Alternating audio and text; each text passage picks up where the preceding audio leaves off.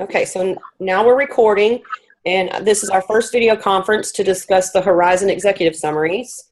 I didn't find a 2014 K through 12 edition.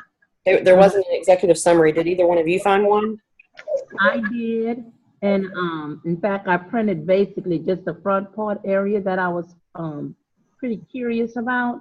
But I noticed, because the Horizon Reports is new to me, that I was reading it. I was wondering who writes these articles, you know, and I found out it's a part of a national media consortium, international group of experts in technology. That was pretty cool.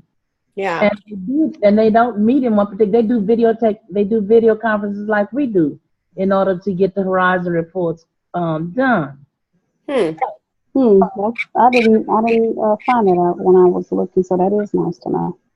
I also used the 2015. I didn't use the 2014. Yeah, I used the 2015 on the K through 12. Yes. And in the library, I used the 2015 one because there wasn't an executive summary in the library edition. So those were the only two pieces that I couldn't find within the research in the executive summaries. But what I found was interesting is when I was looking over the European plan,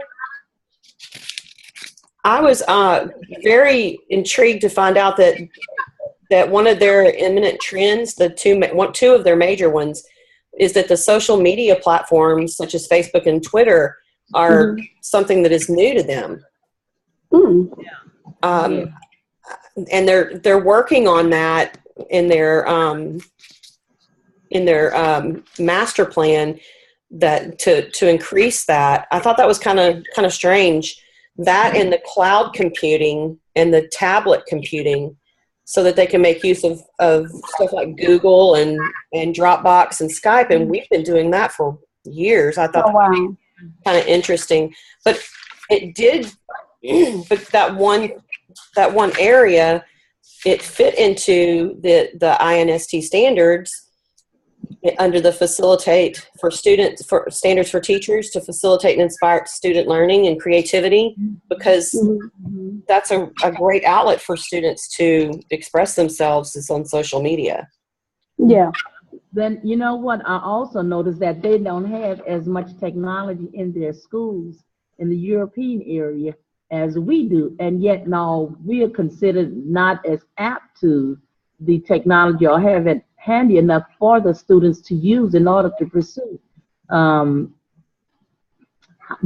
these challenges that technology now is presenting to us.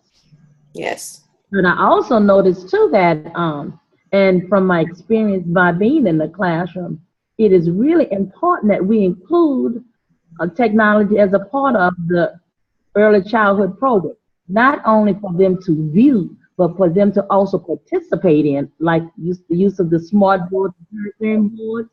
So they must have to learn their ABCs in order to be able to use the apps that are presented them besides figurines. Yes. Well, what I noticed in the K through 12 that I was looking in was that there was a study about a school,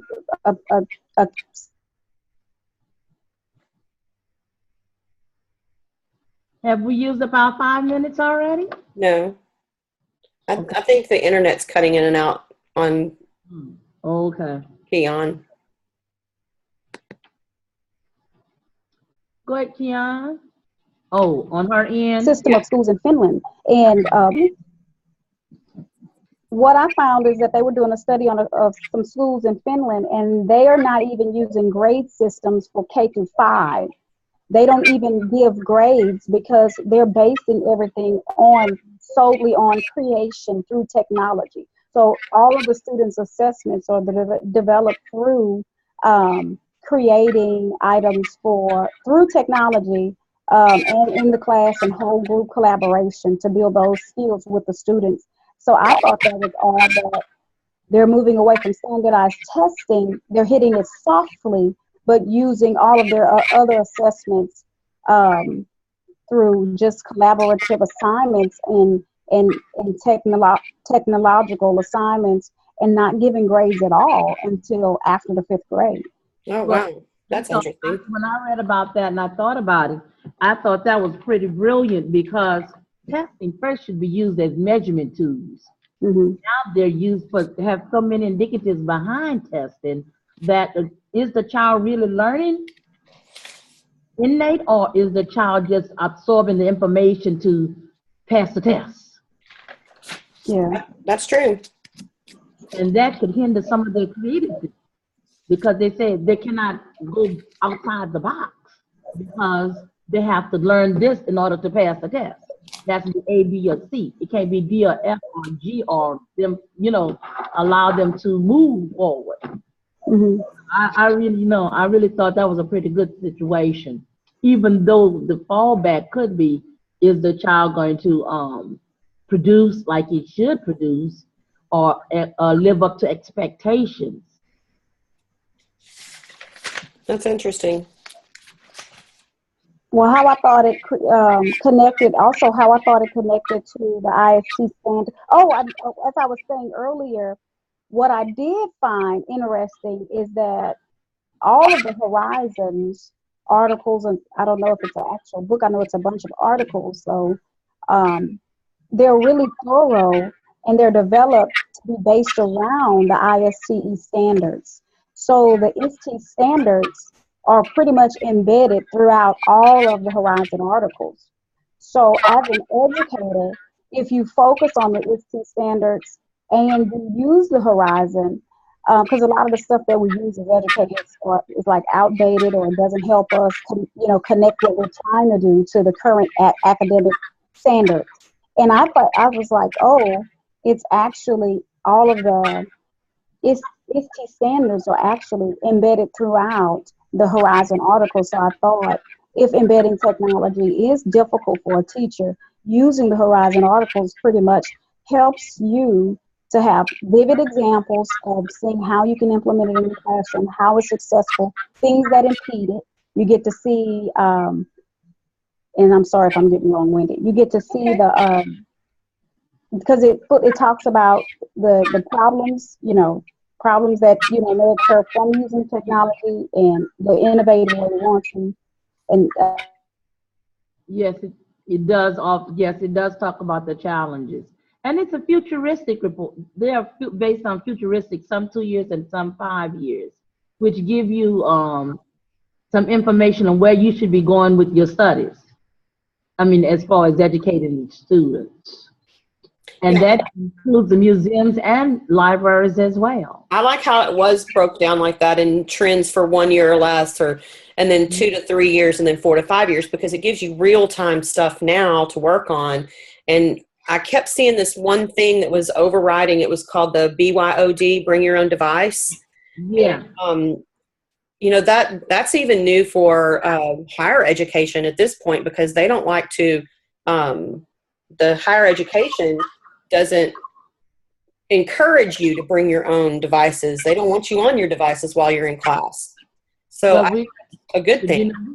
We are fortunate because a lot of the big industry like Comcast are supplying computers for the students to take home if they meet certain criteria, and most of the basic criteria is do they receive free lunch. Right. And there's a lot of other technology companies and foundations are also supplying software to go with this technology.